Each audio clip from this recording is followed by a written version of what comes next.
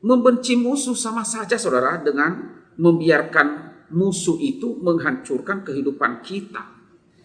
Mengasihi musuh bisa kita mulai dengan mendoakan musuh atau orang yang menyakiti kita atau yang membenci kita. Nah saudara, mengasihi bukan berarti membiarkan orang yang menyakiti kita itu terus-menerus ia menyakiti kita.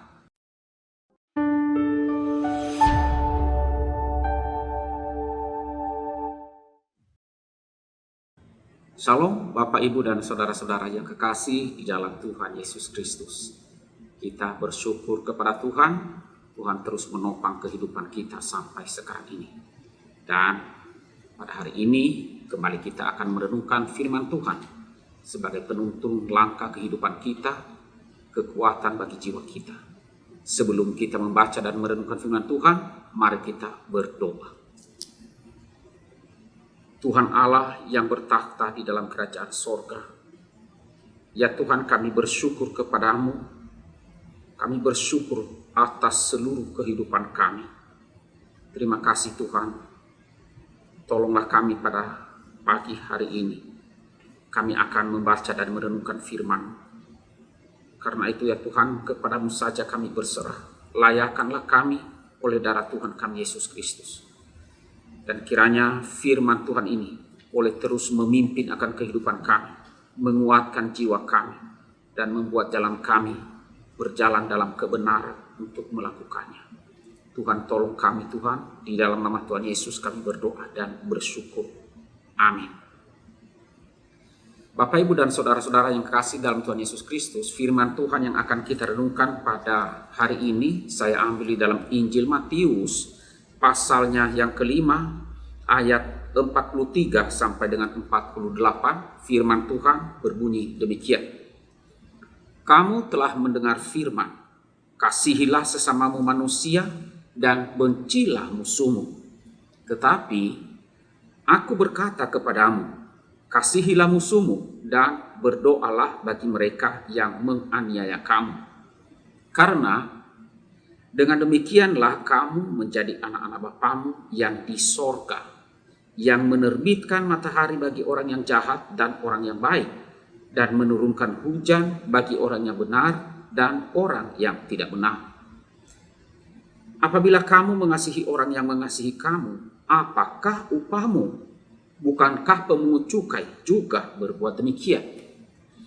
Dan apabila kamu hanya memberi salam kepada saudara-saudaramu saja, apakah lebihnya daripada perbuatan orang lain?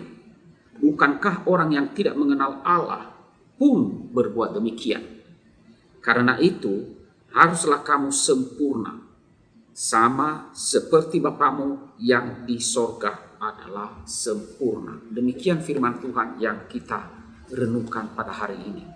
Nah, Bapak Ibu dan saudara-saudara yang kekasih di dalam Tuhan Yesus Kristus, tidak pernah henti-henti untuk menghadirkan pengajaran-pengajaran yang luar biasa.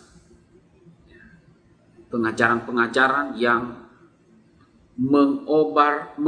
mengobrak-abrik kebiasaan yang lazim pada masa itu, atau pemahaman-pemahaman yang lazim atau yang berlaku pada zaman itu, pada zaman Tuhan Yesus. Nah, salah satunya adalah tentang relasi antar sesama manusia. Nah, di sini Tuhan Yesus menegaskan di dalam perikop yang kita baca tadi, Yesus berkata, kasihilah musuhmu dan berdoalah bagi mereka yang menganiaya kamu atau yang membenci kamu. Nah saudara, tentu kita bertanya, siapakah musuh di sini? Apa yang dikategorikan musuh? Saudara, musuh ya bisa dikategorikan adalah atau dikenakan kepada orang lain yang melukai hati kita, yang menyebabkan rasa sakit ya, atau yang membuat kita menderita di dalam diri kita. Nah, ketika seseorang membuat kita sakit ya, menyakiti kita, tentu respon yang lazim ya yang harus kita lakukan, yang akan kita lakukan, yang lazimnya adalah kita membenci orang itu. Ya, karena apa? Bukankah yang patut dilakukan kepadanya adalah dibalas dengan benci juga, dibalas dengan menyakiti. Ya. Nah, padahal membenci musuh sama saja, saudara, dengan membiarkan musuh itu menghancurkan kehidupan kita. Itu sesungguhnya yang terjadi kalau kita membenci musuh atau membenci orang yang menyakiti kita. Sama saja bahwa orang itu menghancurkan kehidupan kita. Nah, saudara, mengasihi bukan berarti membiarkan orang yang menyakiti kita itu terus-menerus ia menyakiti kita. Tidak demikian. Jika kita belum mampu untuk menjadikan musuh menjadi teman, maka tidak perlu kita memaksakan diri untuk itu. Mengasihi musuh bisa kita mulai dengan mendoakan musuh atau orang yang menyakiti kita atau yang membenci kita. Sehingga saudara, suatu saat nantinya, suatu saat diri kita tidak merasa sakit lagi ketika musuh atau orang yang menyakiti kita itu memperlakukan hal yang tidak mengenakan hati kita. Saat itulah kita akan merdeka dari segala kebencian yang ada di dalam hati ini.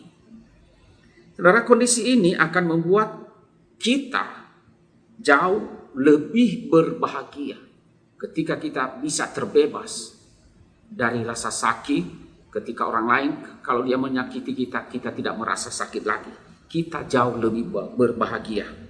Nah, saudara-saudara yang kasih dalam Tuhan, seringkali musuh itu hadir karena gagalnya diri kita membangun sebuah relasi yang baik.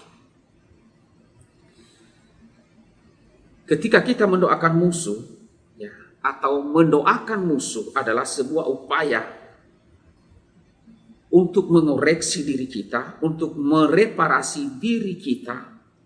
Agar apa? Agar kita pun tidak punya kesempatan memusuhi orang lain, menyakiti orang lain, membenci orang lain. Doa kita bertujuan agar apa? Agar mereka atau orang yang menyakiti kita, yang memusuhi kita, ya, atau yang kita anggap musuh, juga dianugerahkan oleh Tuhan, yaitu ruang kesadaran di dalam hatinya. Ia sadar dan kemudian dengan kuasa doa ia bertobat, lalu ia memperbaiki diri sehingga ia tidak melakukan atau tidak menyakiti kita lagi atau menyakiti orang lain.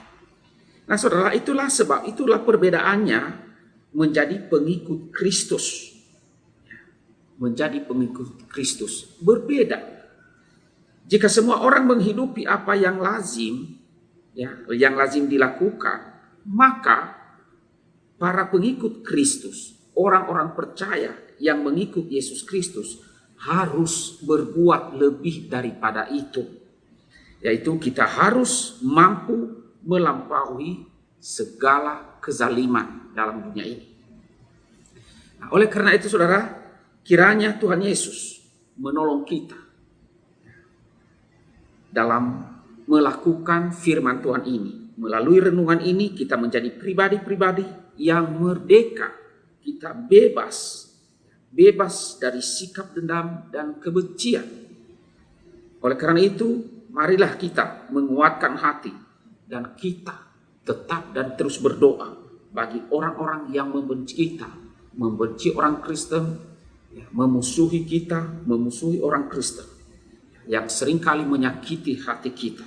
Dan kita percaya dengan kuasa doa, dengan pertolongan Tuhan, dengan anugerahnya, orang-orang yang melakukan itu akan menerima anugerah dari Tuhan, yaitu anugerah pertobatan, kesadaran, agar mereka tidak lagi menyakiti kita yang mengikut Yesus.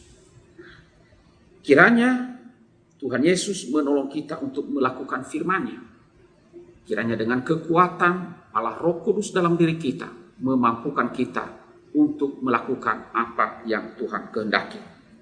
Mendoakan musuh adalah kita membebaskan pikiran kita dari segala kebencian. Amin. Mari kita berdoa.